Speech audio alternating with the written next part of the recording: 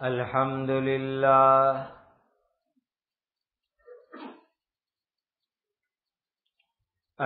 لله نحمده ونستعينه ونستغفره ونؤمن به ونتوكل عليه ونعوذ بالله من شرور أنفسنا ومن سيئات أعمالنا ونعوذ بالله من شرور أنفسنا ومن سيئات أعمالنا ونعوذ بالله من شرور أنفسنا ومن سيئات أعمالنا من يهده الله فلا مضل له ومن يضلله فلا هادي له وأشهد أن لا إله إلا الله وحده لا شريك له وأشهد أن سيدنا وشفيعنا وحبيبنا وسندنا ومولانا محمدا عبده ورسوله صلوات الله تبارك وتعالى عليه وعلى آله وأصحابه وذرياته وأهل بيته وأهل طاعته وبارك وسلم تسليما كثيرا أما بعد فأعوذ بالله من الشيطان الرجيم بسم الله الرحمن الرحيم ولا تأكلوا مما لم يذكر اسم الله عليه وإنه لفسق وإن الشياطين ليوحون إلى أوليائهم ليجادلوكم وَإِنْ أَطَعْتُمُوهُمْ إِنَّكُمْ لَمُشْرِكُونَ۔ یہ سورۃ الانعام کی آیت نمبر 121 ہے۔ اللہ سبحانہ و تعالی کے پاک فرمان کا خلاصہ یہ ہے، اور جس جانور پر اللہ کا نام نہ لیا گیا ہو اس میں سے مت کھاؤ، اور ایسا کرنا سخت گناہ کا کام ہے۔ مسلمانوں، شیاطین تو اپنے دوستوں کو ورگلاتے رہتے ہیں تاکہ وہ تم سے بحث کریں، اور اگر تم نے ان کی بات مان لی تو تم یقیناً مشرک ہو جاؤ گے۔ أَوَمَنْ كَانَ مَيْتًا فَأَحْيَيْنَاهُ وَجَعَلْنَا لَهُ نُورًا يَمْشِي بِهِ فِي النَّاسِ كَمَنْ مَثَلُهُ فِي الظُّلُمَاتِ لَيْسَ بِخَارِجٍ مِّنْهَا كَذَلِكَ زُيِّنَ لِلْكَافِرِينَ مَا كَانُوا يَعْمَلُونَ۔ ذرا بتاؤ، جو شخص مردہ ہو پھر ہم نے اس کو زندگی دی ہو اور اس کو ایک روشنی ہم نے مہیا کر دی ہو، جس روشنی کے سہارے وہ لوگوں کے درمیان چلتا پھرتا ہو، کیا وہ اس شخص کی طرح ہو سکتا ہے جس کا حال یہ ہو کہ وہ اندھیروں میں گھرا ہوا ہو، جن سے کبھی نکل نہ پائے؟ اسی طرح کافروں کو یہ سجھا دیا گیا ہے کہ جو کچھ وہ کرتے رہے ہیں وہ بڑا خوشنما کام ہے۔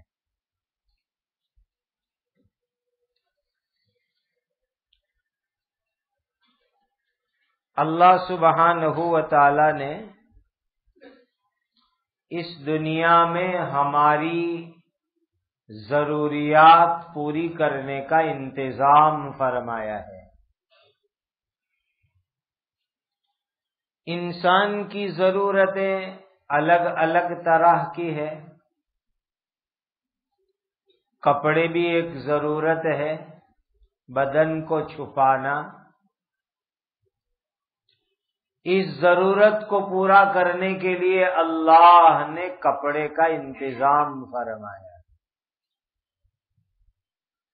الگ الگ طرح کے کپڑے ہم استعمال کرتے ہیں، روئی کے بنے ہوئے، آج کے زمانے کے اندر ٹیری کاٹن وغیرہ، چمڑے کے کپڑے بھی استعمال ہوتے ہیں، جیسے چمڑے کے ہم جیکٹ پہنتے ہیں، چمڑے کے موزے پہنتے ہیں، جوتے چپل پہنتے ہیں۔ پرانے زمانے میں لوگ بدن کو چھپانے کے لیے بھی چمڑا استعمال کرتے تھے، کپڑا بہت کم ملتا تھا تو چمڑا ہی بدن کے اوپر ڈھانک لیا، جانوروں کے چمڑے۔ غرض کپڑے اور بدن چھپانا جو ایک ضرورت ہے، اللہ نے اس ضرورت کو پورا کرنے کا انتظام فرمایا۔ مکان بھی ایک ضرورت ہے۔ سر ہمارا کھلے آسمان کے نیچے ہوگا تو سردیوں میں سردی لگے گی، گرمیوں میں گرمی لگے گی، بارش میں بارش لگے گی، انسان پریشان ہوگا۔ اللہ تعالی نے سر اور جسم کو گرمی، سردی، بارش سے بچانے کے لیے مکان والی نعمت عطا فرمائے۔ مکان بھی الگ الگ طرح سے بنتے ہیں۔ قرآن مجید میں ہے، حضرت صالح علیہ السلام جو اللہ کے نبی تھے، ان کی قوم بڑے بڑے پہاڑ کو کھود کر اس کے اندر مکان بناتی تھی۔ وَتَنْحِتُونَ مِنَ الْجِبَالِ بُيُوتًا، آج بھی وہ مکان موجود ہے۔ مدینہ منورہ سے تقریباً 400-450 کلومیٹر دوری پر مدائن صالح شہر ہے۔ وہاں شہر جو پرانا ہے، وہاں آج بھی پہاڑوں میں کھود کھود کر کے تیار کیے ہوئے مکانات ہے، جس مکانات کو ہزاروں سال گزر چکے، لیکن اب تک جو ہے وہ مکان ویسے کے ویسے ہی ہے۔ تو مکان ایک ضرورت ہے۔ انسان پہاڑوں کو کھود کر، پتھر کو کھود کر پرانے زمانے میں مکان بناتے تھے۔ اب زمانہ آ گیا، عجیب عجیب طرح کے مکانات بنتے ہیں۔ اسی طرح کھانا، بدن کو غذا پہنچانا، طاقت پہنچانا، یہ بھی انسان کی ایک ضرورت ہے۔ اللہ سبحانہ و تعالی نے یہ ضرورت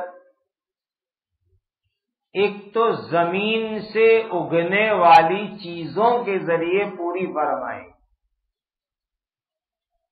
مما تنبت الارض من بقلها وقثائها وفومها وعدسها وبصلها، زمین میں سے سبزیاں اگتی ہے، اناج، چاول، دال، مسور، یہ سب چیزیں اگتی ہے۔ ان چیزوں کے ذریعے سے انسان اپنی ضرورت کو پوری کرتے ہیں۔ اب بات یہ ہے کہ جو سبزی، جو اناج، جو غلہ زمین سے اگ کر کے نکلتا ہے، ان چیزوں کو ہم ویجیٹیبل کہتے ہیں، سبزیاں کہتے ہیں، کٹھور کہتے ہیں، غلہ کہتے ہیں، اناج کہتے ہیں، اس سے انسانوں کی ضرورتیں پوری ہوتی ہیں۔ انسان کی ضرورتیں پورا کرنے کا ایک دوسرا ذریعہ، بہترین ذریعہ، وہ ہے جانوروں کا گوشت۔ یہ بھی اللہ سبحانہ و تعالی نے انسانوں کے لیے انتظام فرمایا۔ دیکھو، اللہ تعالی انسانوں کو اور تمام مخلوق کو پیدا کرنے والے، انہوں نے ضرورت پورا کرنے کے لیے جو ذریعے عطا فرمائے، وہ ذریعوں سے اندازہ ہو جاتا ہے کہ ان کی ضرورت کہاں سے کس طرح پوری ہوگی۔ آپ دیکھ لو کہ جتنے بھی جانور اس دنیا میں ایسے ہیں کہ جو صرف گھاس اور سبزیاں کھاتے ہیں، ان کے منہ کے اندر جو اللہ نے دانت عطا فرمائے، وہ دانت کی سسٹم پوری الگ ہے۔ اور جن جانوروں کے لیے اللہ تعالی نے کھانے میں گوشت رکھا، ان کے منہ کے اندر دانتوں کا سسٹم پورا الگ ہے۔ یہ اللہ تعالی کا ایک غیبی نظام ہے۔ آپ بکریاں دیکھ لو، گوشت نہیں کھاتی ہے۔ گائے، بھینس، اونٹ لے لو، یہ بھی گوشت نہیں کھاتے۔ ہرن لے لو، یہ بھی گوشت نہیں کھاتے۔ بہت سارے جانور ہیں جو صرف سبزیاں، گھاس کھا کر زندگی گزارتے، ان کے منہ کے اندر دانت دیکھو تو یہ جو نوکیلے دانت ہے، چار ہمارے، یہ نوکیلے دانت ان کے منہ میں قدرتی طور پر نہیں ہے۔ اور جتنے بھی جانور ایسے ہیں کہ وہ گوشت کھاتے ہیں، کتا ہے، شیر ہے، چیتا ہے، بھیڑیا ہے، یہ پھاڑ کھانے والے جتنے بھی شکاری جانور ہیں، ان کے منہ کے اندر جو دانت اللہ تعالی نے عطا فرمائے، ان دانت کا سسٹم دیکھ لو تو ان کو اللہ نے قدرتی طور پر 4 نوکیلے دانت عطا فرمائے ہیں، تمام جانوروں میں، بعضوں میں زیادہ۔ اب وہی دانت انسان کے منہ میں بھی اللہ نے عطا فرمائے۔ کیا نتیجہ نکلا کہ پیدا کرنے والے، بنانے والے نے جو سسٹم عطا فرمائی، وہ سسٹم خود بتلا رہی ہے کہ یہ انسان ایسا جانور ہے کہ اس کے لیے اللہ نے گوشت بھی رکھا ہے۔ اگر اس کے لیے گوشت نہ ہوتا تو بکریوں، بھینس، اونٹ کی طرح ہمارے دانت ہوتے، لیکن اللہ نے جو ہم کو دانت عطا فرمائے وہ شیر، چیتے، پھاڑ کھانے والے جانوروں کی طرح نوکیلے دانت عطا فرمائے۔ یہ جو دانت کی سسٹم اللہ نے منہ کے اندر رکھی، یہ خود بتلا رہی ہے کہ یہ انسان بھی ان جانوروں کی طرح گوشت کھانے والی مخلوق ہے۔ پھر آگے شریعت نے قانون بتلایا، کون سے جانور کا گوشت کھانا، کون سے جانور کا گوشت نہیں کھانا۔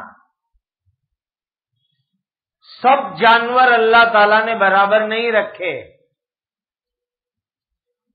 ہر جانور کا مزاج، ان کی طبیعت اللہ نے الگ الگ بنائی ہے۔ اب انسان کی خاصیت کیا ہے کہ جیسے جانور کا گوشت کھائے گا ایسا اثر اس کے بدن میں آئے گا. یہ انسان کی طبیعت ہے، مزاج ہے، فطرت ہے. اس لیے دیکھو اللہ تعالی نے خنزیر کا گوشت، سور کا گوشت حرام کیا ہے، اس لیے کہ وہ ناپاکی کھانے والا جانور ہے اور اللہ تعالیٰ کو یہ ناپاکی پسند نہیں ہے. اسی لیے انسان کے لیے خنزیر کو اللہ نے حرام کیا کہ مسلمان خنزیر نہیں کھا سکتا، کیونکہ جیسا گوشت پیٹ میں جائے گا اس کا اثر آئے گا. اگر اس ناپاکی کو کھانے والے جانور کا گوشت کھائے گا تو اس کا اثر انسان کی طبیعت میں آتا ہے. یہ حکمت سمجھ میں آتی ہے. اسی لیے اللہ نے فرما دیا خنزیر کا گوشت تمہارے لیے حرام ہے، تم نہیں کھا سکتے. اسی طریقے سے جتنے بھی جانور دوسروں کے اوپر حملہ کرنے والے، اٹیک کرنے والے، دوسروں کو چیر پھاڑ کھانے والے، ان کا گوشت بھی اللہ تعالیٰ نے ہمارے لیے حرام کر دیا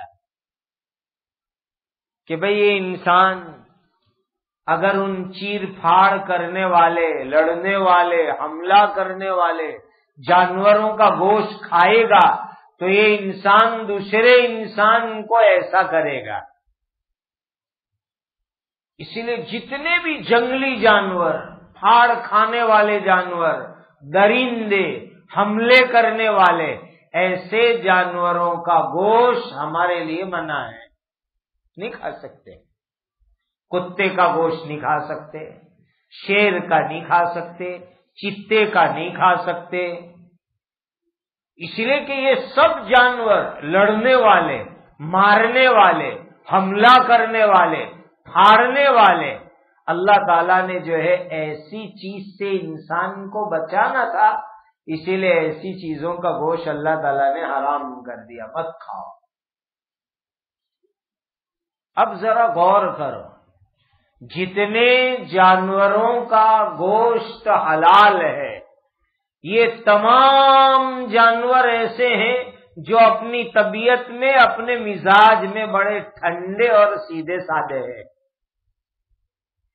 جو کسی پر حملہ نہیں کرتے، کسی کو پھاڑ نہیں کھاتے، کسی کو چیر نہیں ڈالتے. جتنے بھی حلال جانور ہیں آپ دیکھ لو ہر ایک جانور کو کہ ہر حلال جانور کی طبیعت ایسی ہے، ان کے مزاج میں، طبیعت میں، عادت میں بالکل ٹھنڈے. اللہ تعالیٰ نے ایسے ہی جانوروں کا گوشت ہمارے لیے حلال فرمایا تاکہ وہ جانور کا گوشت جب پیٹ میں جائے گا تو اس کا اثر انسان پر آئے گا کہ مزاج میں ٹھنڈک آئے گی، یہ لڑے گا جھگڑے گا نہیں اور بہت نرمی کے ساتھ زندگی گزارے گا. آپ نے کبھی دیکھا کہ کبھی کوئی بکری، بکرا کسی کو پھاڑ کھاتا ہو، گھیٹا، دمبا کسی کو پھاڑ کھاتا ہو، گائے، بھینس، اونٹ، ہرن یہ کسی کو پھاڑ کے کھا جاتے ہو؟ کبھی نہیں. یہ بالکل ٹھنڈے نرم مزاج کے جانور، اللہ تعالیٰ نے ایسے ہی جانوروں کا گوشت ہمارے لیے حلال فرمایا تاکہ وہ ان کا مزاج ہمارے اندر آئے. اور جتنے جنگلی ہیں، لڑاکو ہیں، پھاڑ کھانے والے ہیں، حملہ کرنے والے ہیں، عام طور پر ایسے جانوروں کا گوشت شریعت میں حرام ہے، نہیں کھا سکتے اس کو تاکہ اس کا اثر ہمارے اندر نہ آئے. اور آگے کی بات سوچو، یہ جتنے بھی جانور شریعت کے اندر حلال ہے ان کے اندر بھی اللہ تعالیٰ نے بڑی شرط لگائی ایک یہ کہ اللہ تعالی کا مبارک نام پڑھ کر کے اس کو تم ذبح کرو. کوئی کہتا ہے کہ میں اللہ کا مبارک نام نہیں لوں گا تو پھر وہ اس کا ذبح کیا ہوا ہم نہیں کھاتے، ہم انکار کر دیتے کہ بھائی کتنا ہی بڑا کوئی اللہ کا ولی آ جاوے، کتنے ہی بڑے کوئی بزرگ آ جاوے، اگر ان کے نام سے ذبح کرے گا ہم نہیں کھائیں گے، ہم ایک اللہ کے نام پر جو ذبح ہوگا اس کو کھائیں گے. اللہ تعالی کا نام پاک ہے. جس جانور پر اس اللہ کا پاک نام لے کے چھری چلائیں گے تو اللہ کے نام کی برکت سے وہ جانور بھی پاکیزہ اور برکتی ہو جائے گا. اسی لیے جو لوگ مسلمان نہیں ہیں ان کی بھی ایک بہت بڑی تعداد گوشت کھاتی ہے، تو باقاعدہ ڈھونڈتے ہیں کہ اللہ کے نام سے ذبح کیا ہوا گوشت کہاں ملتا ہے. وہ خود کہتے ہیں کہ اللہ کے نام پر ذبح کیا جو ہوتا ہے اس میں جو برکت ہے، اس میں جو مزہ ہے، اس میں جو لذت ہے، وہ جھٹکے سے ذبح کرو، گولی مار کے ذبح کرو، اس کے اندر وہ مزہ، وہ لذت اور برکت نہیں آیا کرتی. اسی لیے اس آیت میں اللہ تعالیٰ نے خاص حکم دیا کہ جس جانور کو ذبح کرتے وقت اللہ کا نام نہیں لیا ایسے جانوروں کو تم نہیں کھا سکتے، مت کھاؤ ایسے جانور کو، وہ حرام ہے تمہارے واسطے. یہ اللہ کے مبارک نام کی برکت ہو گئی، فضیلت ہو گئی کہ اللہ تعالیٰ کا نام آیا، آدمی بسم اللہ پڑھ کے کھائے گا. جہاں اللہ کا نام نہیں آئے گا ایسے جانور سے اپنے آپ کو بچائے گا. آگے بڑی اہم بات ارشاد فرمائیں.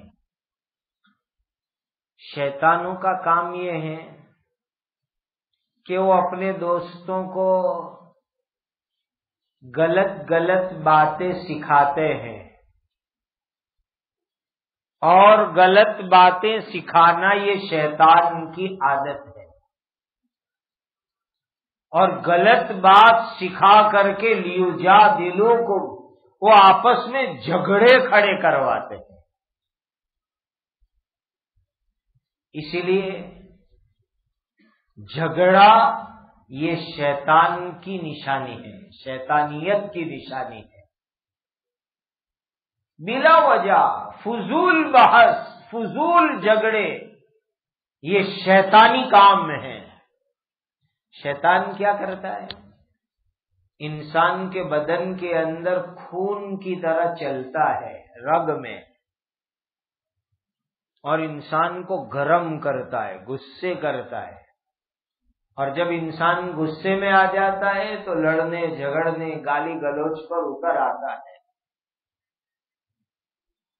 اسی لیے حدیث پاک سے معلوم ہوتا ہے، قرآن سے بھی معلوم ہوتا ہے کہ جب تم کو غصہ آئے، طبیعت میں جھگڑے کی بات آوے تو سمجھ لو یہ شیطان کا اثر ہے.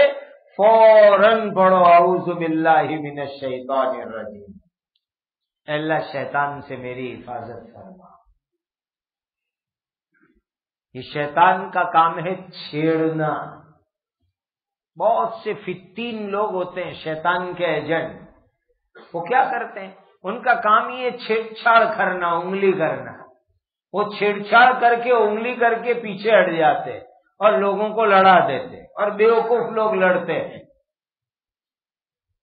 اور وہ شیطان صفت انسان یا اصلی شیطان وہ انگلی کر کے اور چھیڑ کر کے لوگوں میں لڑائی کھڑی کروا دیتے. حدیث پاک میں آتا ہے، روایتوں میں ہے کہ شیطان میاں بیوی کے بیچ میں بھی آتا ہے اور وہاں آ کر کے بھی دونوں کو چھیڑتا ہے، انگلی کرتا ہے.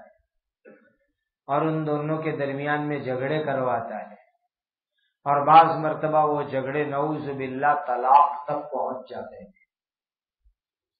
تو شیطان کا کام ہی ہے لوگوں کو غصہ دلانا، ورگلانا، گرم کرنا، چھیڑنا، انگلی کرنا، یہ شیطان کا کام ہے۔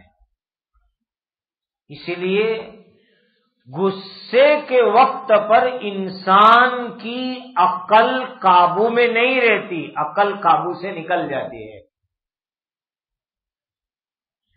پھر وہ کیا بولتا ہے اس کا بھی پتہ نہیں چلتا، اور وہ کیا کرتا ہے اس کا بھی پتہ نہیں چلتا۔ اسی لیے جنرلی جتنے بھی لوگ طلاق کے کیس لے کے آتے ہیں اس میں 95% وہ ہوتے ہیں غصے میں طلاق دے دی تھی، بہت گرم تھے اور غصے میں دے دی۔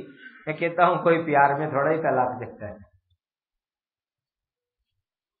وہی تو ہے اپنے آپ کو قابو میں رکھنے کا مقام، کہ جب شیطان انگلی کرے، چھیڑ چھاڑ کرے، ورگلاوے، اس موقع کے اوپر اگر تم طلاق بولنے جاؤ گے تو طلاق بولو گے۔ قابو میں رکھو اس وقت اپنے آپ کو۔ بلکہ حکیم الامت حضرت مولانا شاہ اشرف علی تھانوی رحمۃ اللہ علیہ تو ٹیچروں کو، ماسٹروں کو، مدرسے کے استادوں کو یوں کہتے ہیں کہ جب کوئی بچہ لیسن نہ کرے، سبق یاد نہ کرے، تو اس وقت پر اس کو مت مارو، اس لیے کہ تم کو غصہ آوے۔ تو غصے کے اندر آدمی بے قابو ہو کر ضرورت سے زیادہ مار دیتا ہے۔ اس وقت اپنے آپ کو کنٹرول میں رکھو۔ غصہ آ رہا ہے، اس نے لیسن نہیں کیا، سبق یاد نہیں کیا، غصہ آتا ہے ٹیچر کو، ماسٹر کو، استاد کو، لیکن غصے میں مارنے جائے گا تو زیادہ مار دے گا۔ تو اس وقت غصے کو کنٹرول میں کر لے رہے، پھر جب غصہ ٹھنڈا ہو جاوے تو بناوٹی غصہ بناوے، اور بناوٹی غصے میں آدمی اپنے آپ کو قابو میں رکھتا ہے، پھر کنٹرول میں رہ کر 1 لکڑی، 1.5 لکڑی، 1.25 لکڑی لگا دے رہے، تو بچے کو نصیحت بھی ہو جاوے اور کام بھی ہو جاوے۔ یہ غصہ بڑی خطرناک چیز ہے، اسی لیے اس آیت میں فرمایا کہ شیطان اپنے دوستوں کو ورگلاتے رہتے ہیں تاکہ وہ تم سے بحث کرے، اور شیطان کی سب سے بڑی ناپاک کوشش یہ رہتی ہے کہ انسان کو ایمان سے محروم کر کے مشرک بنا دینا، شرک کروانا، یہ سب سے بڑی کوشش۔ دیکھو کبھی غلط چیزوں کے معاملے میں بحث بھی نہیں کرنے کی، جو دین کی بات ہم جانتے نہیں نا اس کی بحث میں بھی مت پڑا کرو، سیدھا جواب دے دو ہم نہیں جانتے، بات ختم کرو۔ اس لیے کہ بحث میں کیا ہوتا ہے، ڈسکشن میں، کہ ہم ایک چیز کو صحیح مان رہے، سامنے والا دوسری چیز کو صحیح مان رہا ہے۔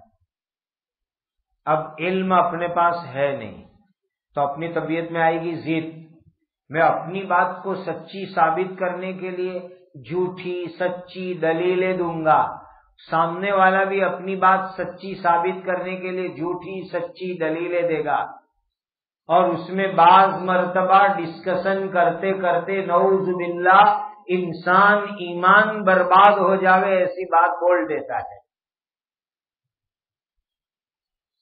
اور شیطان کی سب سے بڑی کوشش یہی ہوتی ہے کہ ایسی بات بلوا دیوے جو بات انسان کو ایمان سے نکال دینے والی ہو اور شرک تک انسان کو پہنچا دے،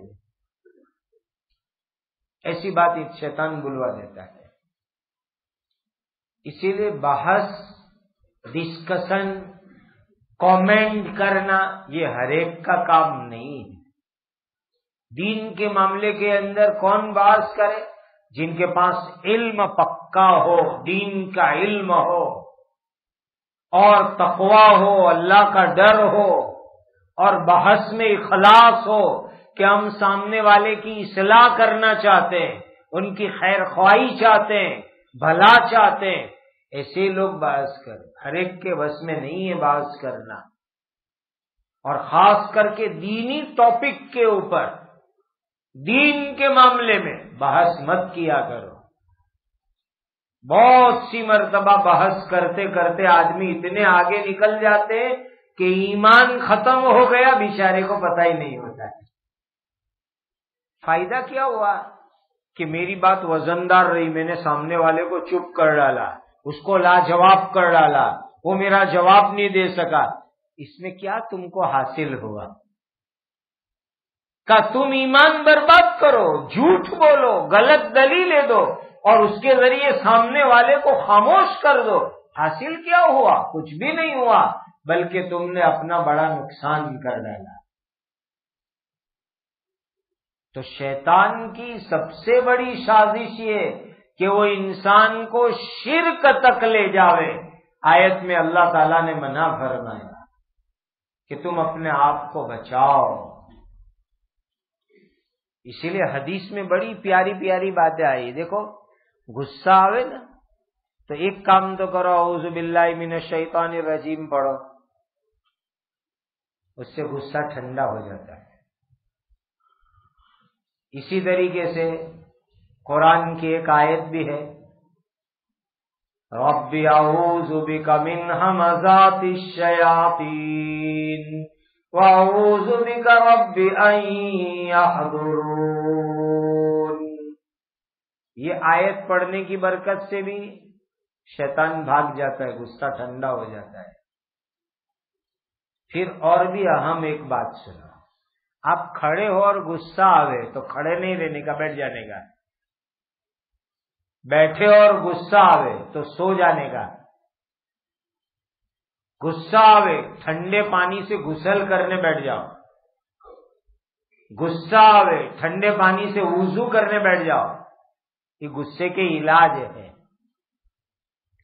اور غصے کے وقت کے اوپر یہ سوچو کہ سامنے والے کی جو غلطی میں سمجھ رہا ہوں، بہت سی مرتبہ تو وہ صحیح غلطی بھی نہیں ہوتی، ہماری سمجھ میں غلطی، حالانکہ وہ صحیح ہوتا ہے۔ بہت بعد میں ہم کو احساس ہوتا ہے کہ میں خاموخواہ اس پہ گرم ہوا، مجھے گرم نہیں ہونا تھا، میری غلطی ہے، اس نے کوئی غلطی نہیں کی تھی، لیکن آدمی بغیر سمجھے ہوئے بایاں چڑھا دیتا ہے، گرم ہو جاتا ہے۔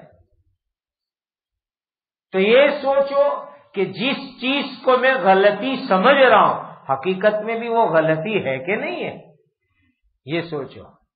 اور دوسری بات یہ سوچو کہ حقیقت میں بھی اگر غلطی ہے سامنے والے کی، تو اگر یہ غلطی مجھ سے ہوتی تو میری چاہت کیا ہوتی؟ میری چاہت یہی ہوتی نہیں کہ سامنے والا مجھے معاف کر دیتا۔ تو آج جب دوسرے سے غلطی ہوئی تو ہم کیوں گرم ہو کر کے اس سے لڑنے کھڑے ہو جائے؟ ہم سامنے والے کو معاف کر دیں۔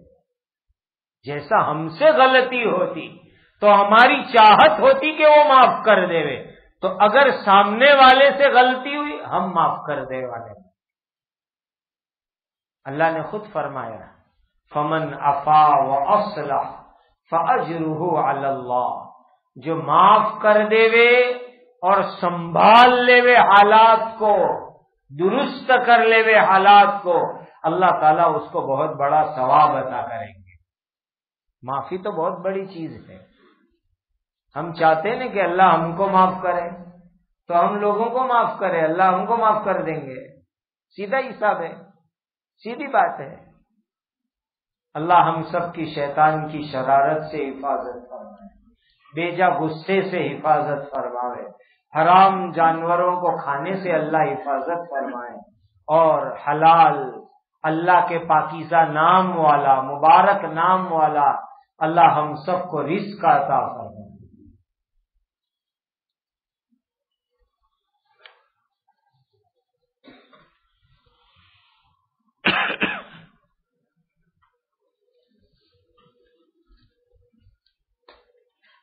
ہمارے گلشن احمد ٹرسٹ کے ایک ٹرسٹی ہے جناب، ان کے حاجی شکیل صاحب، ان کے والد کا انتقال ہو گیا۔ اللہ تعالیٰ ان کی بال بال مغفرت فرمائے، ان کے درجات کو جنت الفردوس میں بلند فرماوے، کروٹ کروٹ کروڑوں رحمت نازل فرماوے۔ یہ فیض محمد مومنہ ماسٹر، ان کا بھی انتقال ہو گیا، اللہ تعالیٰ ان کی بھی بال بال مغفرت فرماوے، ان کے درجات کو جنت الفردوس میں بلند فرماوے، کروٹ کروٹ اللہ تعالیٰ کروڑوں رحمتیں ان پر نازل فرماوے۔ وہ جو ماہانہ درس حدیث کی مجلس ہوتی ہے مسجد عالی میں، وہ انشاءاللہ اس بدھ کو ہوگی، 9:15 بجے، وہاں پر بھی عشاء ہے۔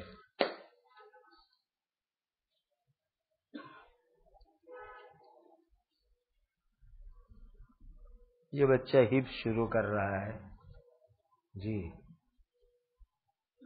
اللہ تعالیٰ آسانی کے ساتھ حفظ مکمل کروا دے۔ درود شریف پڑھ لو۔ الحمدللہ رب العالمین، سبحان اللہ وبحمدہ، سبحان اللہ العظیم۔ اللہم صل علی سیدنا محمد وعلی آل سیدنا محمد کما تحب وترضى عدد ما تحب وترضى۔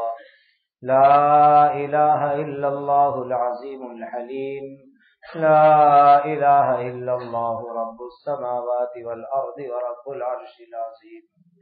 اللہم رحمتک ارجو ولا تکلنی الی نفسی طرفۃ عین واصلح لی شانی کلہ، لا الہ الا انت اللہ اللہ ربی لا اشرک بہ شیئا۔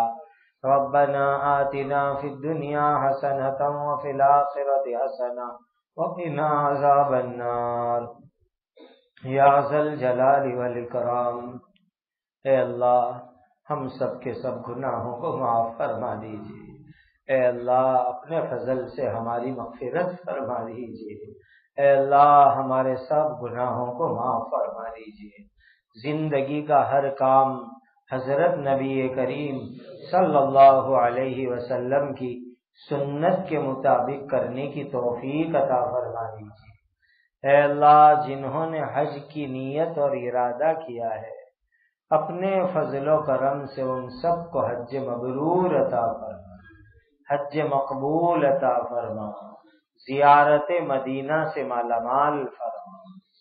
اے اللہ، اس بچے نے جو حفظ کی شروعات کی ہے، عافیت کے ساتھ اس کے حفظ کو مکمل کروا دیجیے، قرآن کا حفظ آسان فرما دیجیے۔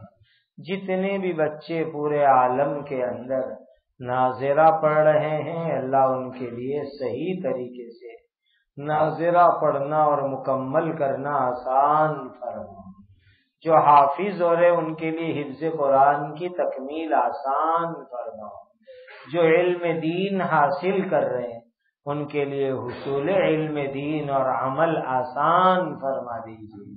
تمام مدارس کی، مساجد کی، مکاتب کی، خانقاہوں کی، جماعتوں کی، مراکز کی، دین کے کاموں کی کام کرنے والوں کی حفاظت فرما۔ تمام دین کے کام کرنے والوں میں اے اللہ آپس میں ظاہری باطنی جوڑ محبت عطا فرما، آپسی فتنے، انتشار، اختلاف، افتراق سے حفاظت فرما۔ اے اللہ، جو محبوس ہے ان کو رہائی عطا فرما۔ اہل ایمان کی جان، مال، عزت، آبرو، ایمان، اعمال، جائیداد، مکان، ہر چیز کی حفاظت فرما۔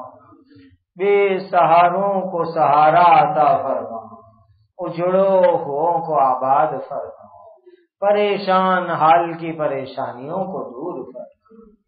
ہماری اور پوری دنیا کے اہل ایمان کی ہر طرح کی جائز ضروریات، جائز تمنا، مرادوں کو اپنے خزانے غیب سے پورا فرما۔ اے اللہ، ہمارے اس ملک میں، پورے دیش میں امن و امان، عدل و انصاف کا ماحول قائم فرما، فتنے، فساد، ظلم سے حفاظت فرما، رحمتوں والی بارشیں عطا فرما۔ اے اللہ، ہماری عمر میں، علم میں برکت عطا فرما، اپنوں اور غیروں کے شر سے حفاظت فرما، پوری انسانیت اور جناتوں کو ایمان اور ہدایت عطا فرما۔ نبی کریم صلی اللہ علیہ وسلم نے جتنی خیر مانگی ہمیں اور پوری امت کو عطا فرما۔ جن شرور سے پناہ چاہیے ہماری اور پوری امت کی حفاظت فرما۔ وصلی اللہ وسلم علی سیدنا محمد وعلی آلہ واصحابہ اجمعین، آمین آمین آمین یا رب العالمین۔